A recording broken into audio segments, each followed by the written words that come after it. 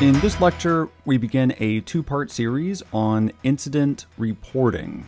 We will start with the reporting articles as a useful reference for you. We will define what a breach is. We will look at requirements for regulator notification. We will then look at the WP29 breach assessment guidelines and the EDPB's breach guidelines. The two articles that you need to reference when reporting incidents are Article 33 and Article 34.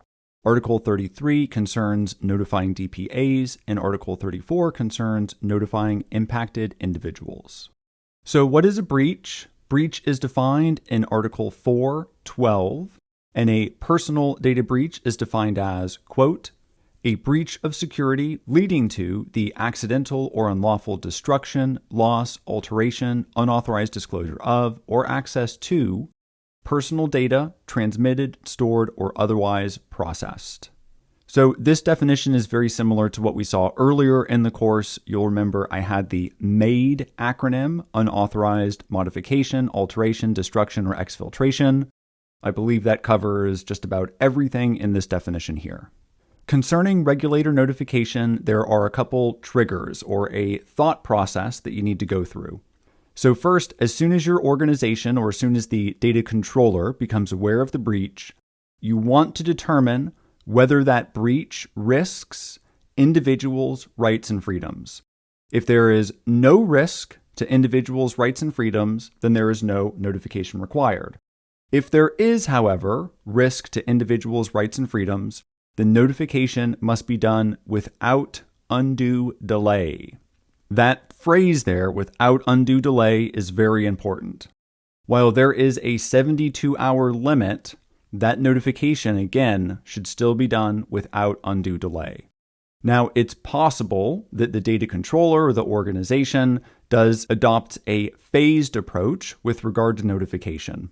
Sometimes it takes time to work out the details of a breach, how exactly it happened, for example.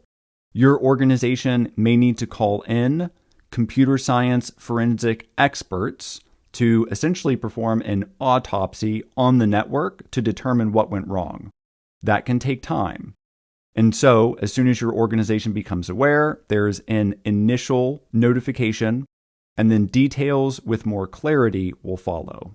And so that's a long way of saying that an incomplete understanding of exactly what transpired does not justify late notice. We're going to conclude this lecture by looking at two sets of guidelines, the first here by WP29 and the next by the EDPB. For the WP29, factors to consider when assessing a breach include the type of breach. Was it intentional or unintentional? For example, was it an insider threat or a malicious actor? You also want to look at the data's nature, sensitivity, and volume. You want to identify the identifiability of the data subjects and also look at the risks to data subjects. These are important criteria to remember, not only practically, but for the exam as well. To err on the side of caution, the WP29 recommends notification for borderline cases. So when in doubt, report it out. A useful resource that your organization may consider is the European Union Agency for Cybersecurity, or ENISA. They have a breach assessment tool that might be useful for you.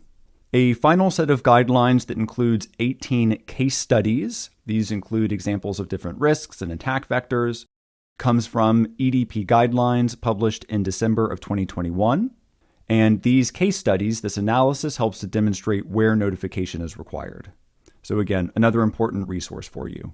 In this lecture, we went over part 1 of incident reporting.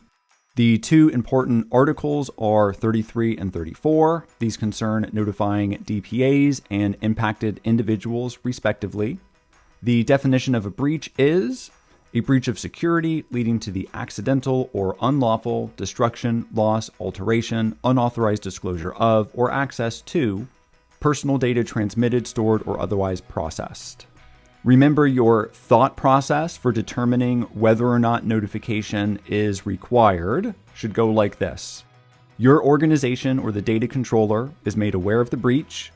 There's a determination that the breach risks individuals' rights and freedoms. and then your DPA is notified. Notifications must be done without undue delay. If there's no risk to rights and freedoms, no notification is required. Factors to consider when determining the severity of a breach include the type of breach, the data's nature, sensitivity, and volume, the identifiability of the data subjects, and the risks to data subjects. EDPB guidelines published in December of 2021 provide 18 useful case studies for determining when notification is required.